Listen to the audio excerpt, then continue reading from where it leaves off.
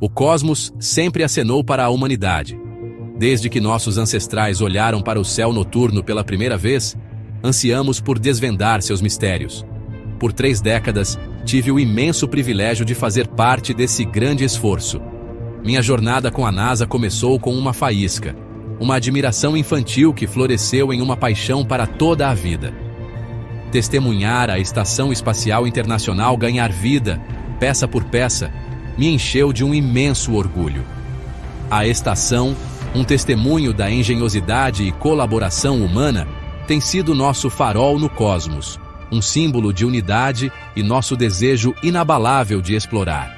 Dediquei minha vida a esse esforço, colocando meu coração e alma em cada projeto, cada lançamento, cada pequeno passo em direção ao desconhecido. A ISS não era apenas uma máquina. Era uma personificação de nossos sonhos coletivos, um testemunho do que podemos alcançar quando buscamos as estrelas juntos. Durante anos, os corredores da NASA vibraram com uma energia contagiante, um senso de propósito compartilhado que nos unia. Éramos exploradores, pioneiros traçando o curso do destino humano entre as estrelas. Mas isso foi antes dos sussurros começarem, antes das sombras caírem sobre nossos outrora brilhantes corredores. O anúncio veio como um choque. O descomissionamento da ISS, nossa maior conquista, pareceu um soco no estômago. A razão oficial, restrições orçamentárias e uma mudança de foco para a exploração do espaço profundo pouco fez para reprimir a inquietação que começou a permear a agência. Houve uma mudança, palpável, porém intangível, na atmosfera. A energia outrora vibrante diminuiu, substituída por um silêncio pesado, pontuado apenas por sussurros abafados e olhares furtivos. Parecia que um vento frio havia varrido os corredores, deixando para trás um frio inquietante. Então vieram os homens de terno preto. Eles chegaram em silêncio, sua presença irradiando um ar de autoridade que exigia atenção e obediência. Nenhuma apresentação oficial foi feita, nenhuma explicação dada. Eles estavam simplesmente lá, observando, escrutinando, sua presença lançando longas sombras pela agência. A comunicação aberta que caracterizava a NASA, a livre troca de ideias e informações, havia desaparecido, substituída por um segredo sufocante. As portas eram mantidas fechadas, as conversas silenciosas. Era como se uma parede invisível tivesse sido erguida, separando-nos, isolando-nos. Minha vez chegou em uma terça-feira. Lembro-me do dia vividamente, da maneira como as luzes fluorescentes pareciam zumbir com uma intensidade não natural, lançando tudo em um brilho pálido e doentio. 2 agentes, seus rostos gravados com uma neutralidade inquietante, me escoltaram até uma sala indefinida. O interrogatório, se é que se pode chamar assim, foi diferente de tudo que eu já havia experimentado. As perguntas eram bizarras, sem sentido, variando de perguntas sobre minha cor favorita à minha opinião sobre os padrões migratórios dos gansos canadenses. Uma pergunta em particular me deu um arrepio na espinha. "O que o senhor pensa da cor verde, doutor?" perguntou o agente, sua voz desprovida de inflexão. "Verde?"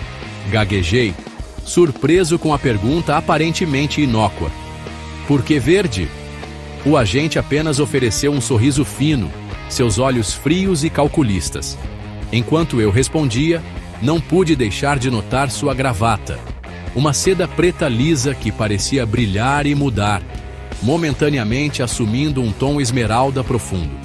Pisquei, atribuindo isso à luz fluorescente bruxuleante, mas a imagem, fugaz como era, permaneceu gravada em minha memória. Antes que eu pudesse me aprofundar na peculiaridade de sua gravata, o outro agente, que havia permanecido perturbadoramente silencioso durante todo o tempo, deu um passo à frente. "Obrigado pelo seu tempo, doutor", disse ele, sua voz suave, quase ensaiada. "Agora, com licença, uma formalidade."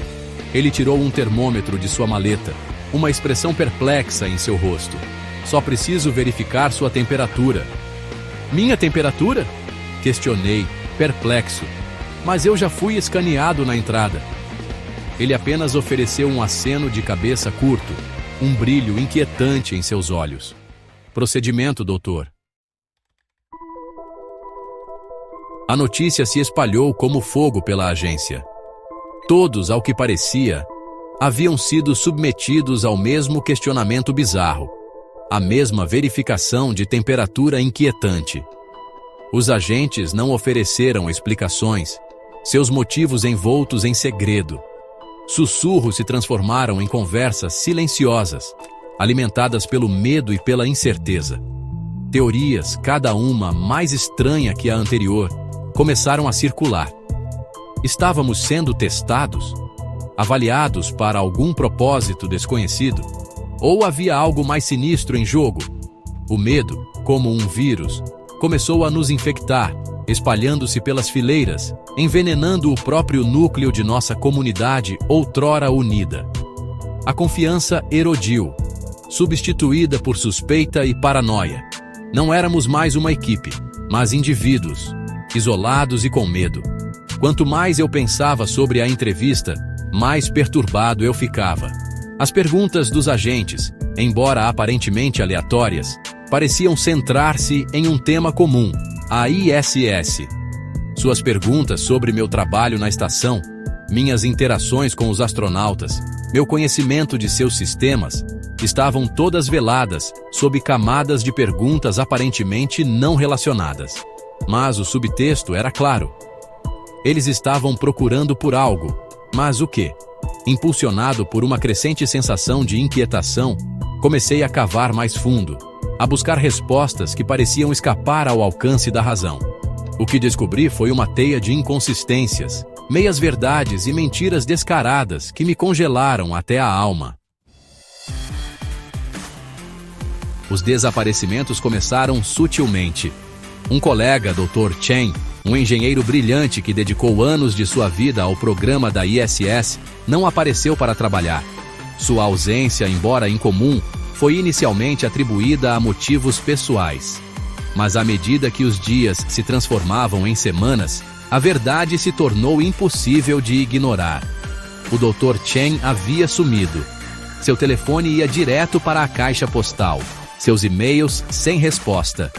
Seu apartamento, quando a polícia finalmente conseguiu entrar, estava estranhamente impecável, como se congelado no tempo desde o momento em que ele havia saído pela última vez.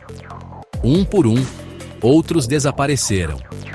Engenheiros experientes, astronautas experientes, mentes brilhantes que dedicaram suas vidas à exploração espacial, desapareceram sem deixar rastros. Seus desaparecimentos, embora envoltos em segredo oficial, seguiram um padrão assustador. Cada um deles, descobri, havia estado envolvido no programa da ISS, havia de alguma forma contribuído para sua construção, sua operação, seu sucesso contínuo. Era como se alguém, ou algo, estivesse sistematicamente silenciando qualquer pessoa com conhecimento íntimo da estação. O medo se transformou em pavor quando percebi a gravidade da situação. Não estávamos lidando apenas com alguns desaparecimentos isolados. Era uma purga, um esforço calculado para apagar qualquer vestígio de conhecimento, qualquer ameaça potencial. Seção 6. O peso do silêncio. A cada dia que passava, a pressão aumentava. O peso do silêncio, das verdades não ditas, me oprimia, ameaçando esmagar a pouca esperança que me restava. Os agentes estavam por toda parte, sua presença um lembrete constante das forças invisíveis em jogo. Boatos se espalhavam como fogo pela agência, conversas sussurradas em corredores escuros, olhares furtivos trocados sobre telas de computador piscantes. A verdade, escondida sob camadas de segredo oficial, era uma perspectiva aterradora. A ISS, nosso farol de esperança, estava no centro de uma conspiração que se estendia muito além das paredes da NASA. continuei minha investigação, impulsionado por uma necessidade de respostas, uma esperança desesperada de que eu pudesse de alguma forma dar sentido ao caos que nos havia engolfado. Passei noites sem dormir debruçado sobre relatórios, cruzando dados, tentando desesperadamente conectar os pontos. Quanto mais eu aprendia, mais eu percebia a terrível verdade: não estávamos no controle. A ISS, nossa criação, havia se tornado algo diferente, algo desconhecido, algo potencialmente perigoso. E nós, as próprias pessoas que a trouxeram à existência, éramos considerados um risco. Seção 7. Uma despedida dos céus. O anúncio público não foi uma surpresa. O descomissionamento da ISS, apresentado como um passo necessário para uma nova era de exploração espacial, foi recebido com uma mistura de tristeza e aceitação pelo mundo. Mas por trás da narrativa cuidadosamente elaborada, eu vi a verdade. A ISS não estava sendo descomissionada, estava sendo abandonada. Nossa criação, nosso legado, estava sendo deixada à deriva silenciosamente na vasta extensão do espaço, um túmulo orbitando a Terra. Assisti à cerimônia de despedida com o coração pesado, os sorrisos forçados dos astronautas pouco fazendo para mascarar o medo em seus olhos. Eles sabiam, como eu, que não estavam voltando. A ISS não era mais um símbolo de esperança, mas um lembrete de nossa própria mortalidade, nossa insignificância diante do vasto desconhecido cósmico. A história oficial, uma narrativa cuidadosamente construída de progresso e exploração, soou vazia em meus ouvidos. A verdade, eu sabia, era muito mais sinistra, muito mais aterradora. Mas a verdade era uma coisa perigosa de se possuir, especialmente em um mundo onde as sombras sussurravam e os segredos tinham o poder de silenciar. Seção 8. O abismo retribui o olhar. O sono não oferecia escape, apenas sonhos fragmentados assombrados por imagens da ISS, seu exterior elegante agora marcado por uma substância estranha e preta, que parecia se contorcer e pulsar com uma energia não natural. O abismo, ao que parecia, estava retribuindo o olhar, e nós éramos apenas formigas presas em seu olhar fixo. O peso do meu conhecimento, um fardo pesado compartilhado por poucos, me pressionava, ameaçando me consumir inteiramente. Mas eu tinha que continuar, encontrar uma maneira de expor a verdade, alertar o mundo sobre o perigo à espreita lá em cima. Mas em quem eu poderia confiar? Quem acreditaria nos delírios de um homem assombrado por sombras e sussurros? Os agentes estavam por toda parte, sua presença um lembrete constante de que eu estava andando na corda bamba, a um passo do oblívio.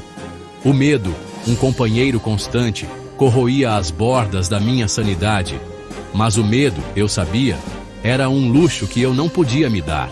O destino da humanidade, eu estava convencido, estava em jogo, e eu era um dos poucos que podiam mudar a balança. Seção 9. Para onde vamos agora? Hoje, enquanto estou sentado aqui, escrevendo estas palavras, a ISS continua sua jornada silenciosa ao redor do nosso planeta. Um farol de esperança para alguns, um prenúncio de desgraça para outros. A verdade, suspeito, está em algum lugar no meio, envolta em camadas de segredo e engano. Os agentes ainda estão lá fora, sua presença, um lembrete constante das forças em jogo. Mas eu não serei silenciado. Continuarei a buscar respostas, a expor a verdade, custe o que custar. O cosmos, antes uma fonte de maravilha e inspiração, agora me enche de uma sensação de pressentimento. Nós nos aventuramos no desconhecido e, ao fazê-lo, despertamos algo antigo, algo poderoso, algo que podemos não ser capazes de controlar. Para onde vamos agora? A resposta, meus amigos, não está nas estrelas, mas em nós mesmos. Devemos enfrentar o desconhecido com coragem e determinação, unidos em nossa busca pela verdade e justiça. O futuro da humanidade está em jogo. Rezemos para que tenhamos a sabedoria de escolher sabiamente.